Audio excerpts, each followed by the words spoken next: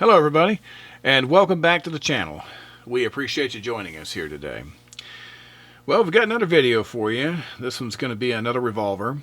And so today we're going to talk about the Ruger Lcr, and for the purpose of today's discussion, we're going to be using the 9mm. Ruger Lcr has been around for a while now, and it's very popular with a lot of people for concealed carry. There's a lot of good. And I'm going to cover the good and the bad. We're going to get to all that in just a minute.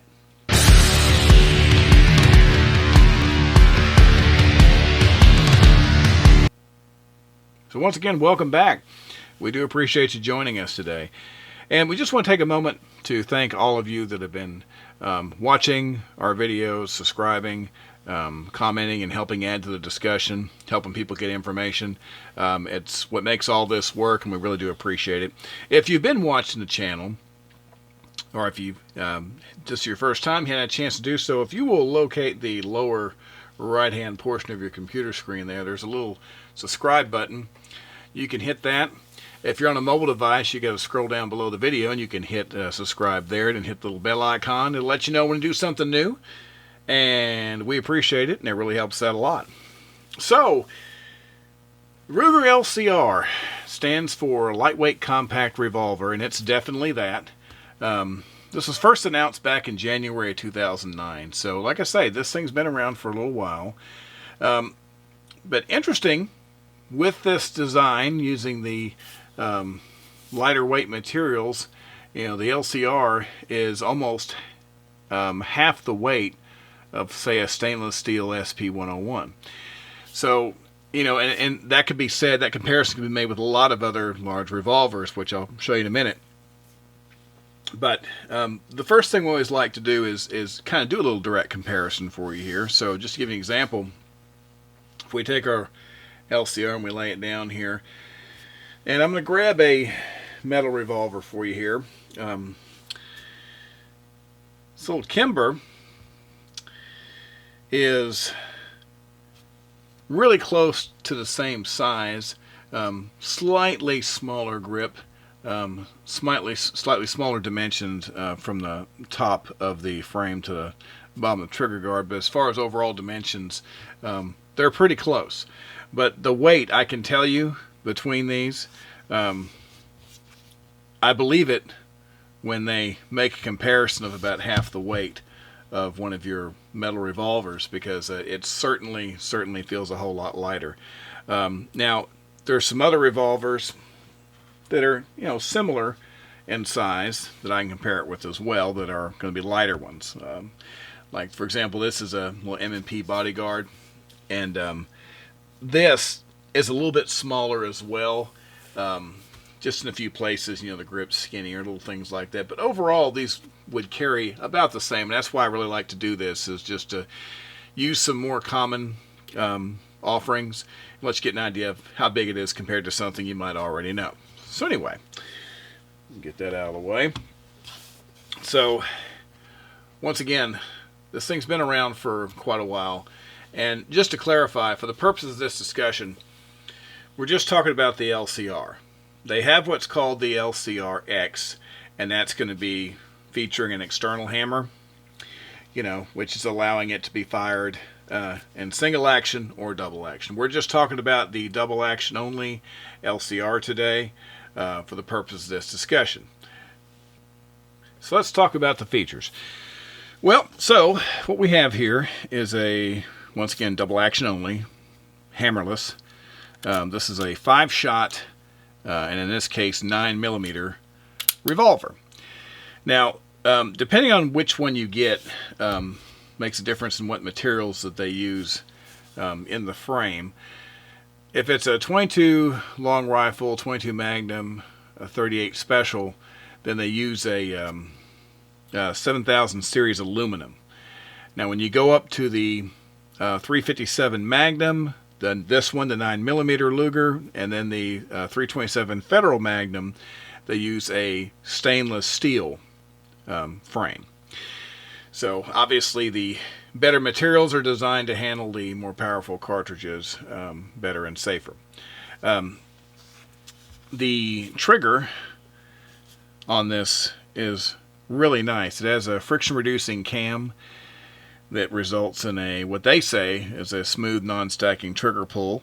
I could say that it does feel very even and smooth all the way through. And I have had a lot of triggers that seem like you really had to really give it the business there toward the end for it to break, and this isn't that way. It's a very smooth trigger. I do like that a lot. It has a high strength stainless steel cylinder with a PVD finish. It's supposed to make it more durability. You've got these are the Hogue Tamer mono grip they've got on here. And the sights are pretty basic. You've got a little ramp sight here. You can see it's pinned. So you've got a pinned front sight, ramp sight with a white painted spot on it. And then your rear sight, you can see here, line it up, is a U-notch. So obviously, since that's a pinned sight, you can replace that with, another type of sight if you really wanted to. And, a lot of people may think that, well, that's really not much of a sight setup. And it's not my favorite, but you got to remember something else too. We are talking about a revolver that has a 1.87 inch barrel. So this isn't going to be precision shooting anyway. All right. So if you're not real familiar with some of these newer revolvers that use the semi-auto cartridges, just a quick, super quick, this is just as quick as an overview as it can be. But on a typical revolver cartridge, like this is 38 Special, you've got this lip here. And like I said, my finger catches on it because this lip is wider than the rest of the cartridge. And that's because when it goes into the cylinder, there's little spaces for each one of these little lips, and it holds that and keeps the cartridge from going any further forward. And so they close up nice and neat, and there's no gaps anywhere. Well, on a semi-automatic cartridge, you don't have that. This is a little 9mm cartridge here. And you can see that it's smooth. You've got that notch in there, but the back of the cartridge and then where it resumes is the same. It's the same width. So you've got your indentation there for the extractor to fling the brass, but it's not made the same. There's no lip. So how do they get around that? Well, the way they get around that is with one of these guys right here that's called a moon clip. And you take the moon clip and you take the semi-auto around, you can see the little notch right there, and you press those into place. And when you've done that all the way around, then you have a set of rounds that are inside a moon clip, and you can then load that inside the cylinder. Anyway, that's how they do it. I'm not a real big fan of the whole moon clip thing. I'll get into more of that whenever we talk about the range, but they just seem a little flimsy to me. It's one more thing I have to keep up with. But the gun itself is great. So 357, 38, even 22. I think these are all, great little revolvers. Just not a big fan of the moon clip. But anyway, so, and the other thing I was going to say about this revolver as far as the features is it's got a nice big trigger guard. And some people don't care about that at all. They may think that's the dumbest thing in the world. But if you're going to hold this thing, once again, you've got that Hogue grip there. It's a 2-finger grip, but there's plenty of grip. When you've got 2 fingers, it's a very solid grip. And when I'm holding this, indexing my finger across the trigger, I like being able to just pull my finger right inside the trigger guard like that, instead of having to, manipulate your finger to try to come back to the trigger. And there are a lot of revolvers that the trigger guards are so small that that's what you have to do. So looking at this one, it's got a basic sight, but it's got a nice little grip. It's got a great trigger. So it's got a pretty good little feature set right out of the box. All right, so let's talk about the range. Well, I believe that it's always good to go into any situation with realistic expectations. And once again, we're talking about a revolver here that has a smaller than a 2-inch barrel. It's 1.87. So we're not talking about a weapon that's designed for extreme accuracy. But having said that, I was actually pretty impressed. Now, I use several different types of ammunition. I had some Hornady. I had some Federal. I had some V Crown and some regular S&B range ammo. And I didn't have any problems except for I did have one round that actually came apart inside the cylinder, which was nothing to do with the gun, I don't think, but it had a bad crimp or something. But I shot about 100 rounds through the revolver, and the revolver performed flawlessly. I had that one round that fell to pieces about halfway through, but I don't believe that was anything other than just a defective round. And that was some Blazer, I believe, that did that. But anyway, so when you shoot this thing, we talked about how nice of a trigger that this thing has on it. And when you take a shot, you've got this U-notch white ramp sight set up. So you go, you take your shot, and it manages the recoil pretty well, better than I would have thought. So getting back on target for your next shot is actually really good. Now, I practice typically at 21 feet defensively. I take longer shots too, obviously, to see what I can do and what the gun can do. But I practice at 21 feet because that seems like a good defensive range. And at 21 feet, I was able to get some, not great groups. I mean, 2-3 inch groups if I was really trying hard. Once again, it's less than 2 inch barrel, so there may be some super shooters out there that can do better than I can, but the groups were good enough. Once again, this is designed, as a concealed carry. It's a defensive pistol, and 2 to 3 inch groups is more than adequate at 21 feet, I feel like. Now, once again, I was talking about the moon clips earlier and how I wasn't really pleased with that. Well, when I was at the range, I bent these a lot. Just taking the set and putting it in, if I moved it the wrong way or did something, I popped rounds out of these. I bent these. I bent one of them so bad I couldn't even use it. I was able to bend it back later, but I had to get it somewhere where I could, straighten it out and, take some pliers and get everything even again. So once again, not a big fan. Plus, I can't think of any way I would really be able to carry, moon clips with rounds in them unless there's some kind of a custom case for it that would keep it from getting damaged anyway. So not as big of a fan of that, but I'm a real fan of how the gun shoots and how the gun feels.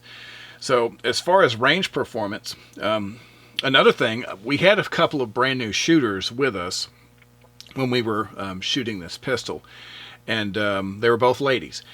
And this is what I was going to bring up about the range, and one good thing about this. People ask me possibly, hey, why would you carry, a hammerless revolver? A lot of people, they think, well, you really need that hammer so you can go to single action, whatever. And that's one opinion. But the two ladies that were with us both shot this because they were learning and they were trying out new guns before they bought anything to try to see what they could handle. And a revolver like this really minimizes question marks for safety. Because, without that hammer there, that's one less thing to snag. All you have to do is, to me, simplicity sometimes is the best way to go. And if there's something you just pull and simply pull the trigger, well, there's not a whole lot that you have to think about. Get a good quality holster that keeps the trigger covered up and, keeps the weapon clean. And if you need it, you can pull it out and simply pull the trigger. And even people that were not real experienced with revolvers that were there at the range did a really good job with this revolver as their first-time shooter. Because once again, I tell people, they ask me all the time recommendations for female shooters, and I said, well, whatever they're comfortable shooting. Take them to the range and let them try out various models and see what's right for them. It could be anything from a revolver. They may end up with a Glock 19. They may have a 1911. That's totally up to what their comfort level will allow. But it did very well, very reliable, no failures of the gun whatsoever, and just really good performance all the way around. All right, so what's it like to carry the Ruger Lcr as a concealed carry weapon? Well, I got to tell you, it is remarkably amazingly comfortable. This thing is so light, and it's almost deceptive because, you know, you have something like this that feels so light and like it's nothing, but yet you've got 5 rounds of 9mm ammunition. So you've got a very capable package that hardly weighs anything. Now, I used a couple different methods of carry with this. You've heard me mention the stickies before. I have tried it in a sticky holster, which, you know, just simply friction fits between your inside of your waistband and the body, and these work very well. And I also, for this one, I wanted something that had a little more solid feel to it. Galco makes a lot of leather holsters that I really like, and this one in particular, you know, simple clip, you know, inside the waistband, and then simple belt clip, very comfortable, easy to get to the weapon, no problems. So I tried using both of those different holsters over the course of actually quite a while, because I've carried this gun as my personal gun in a different caliber quite a bit. The 357 Magnum I've carried quite a bit on me.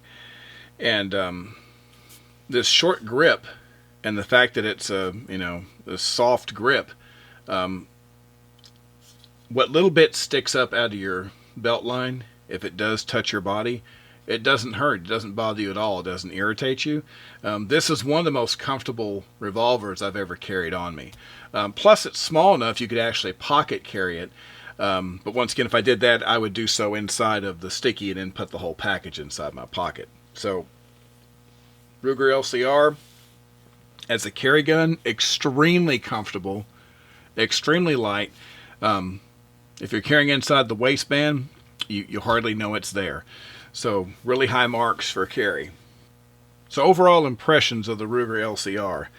Well, this is one I'm definitely going to have to, you know, give a thumbs up. It's a great little pistol.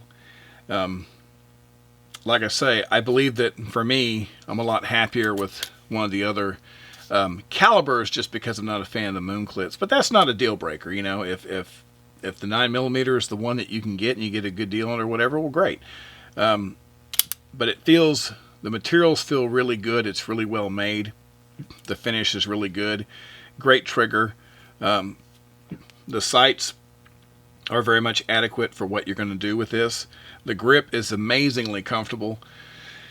Like I say, when it's in your belt line and you have that little bit of grip sticking up, it's very comfortable. So there's a number of ways you can holster this on the body and still feel really good about it. Like I say, a lot of variety of calibers, and I think that overall package, this makes this a very, very good choice for someone who wants something that is simple and effective. And once again, I think that it's a good choice for people who are trying to minimize their question marks for safety. You'll never know what someone's capability is going to be until they get to the range with a trusted instructor, someone to help them get started and make the right decisions. But something like this, there's no exposed hammer, nothing to snag.